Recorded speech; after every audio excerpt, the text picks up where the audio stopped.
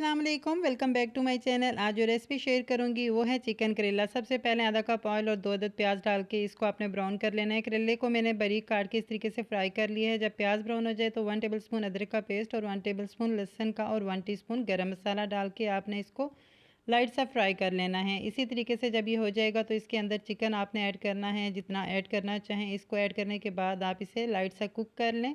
जब ये कुक हो जाएगा तो इसके अंदर हाफ़ टी स्पून नमक, हाफ़ टी स्पून हल्दी और 1 टीस्पून दाढ़ा मिर्च डाल के आपने अच्छे से मिक्स करना है। तो पैन छोटा है, मैंने चेंज कर लिया है। कुछ टमाटर लिए हैं और सब्ज़ मिर्च ली हैं, आप हस्बे ज़रूरत यूज़ कर सकते हैं।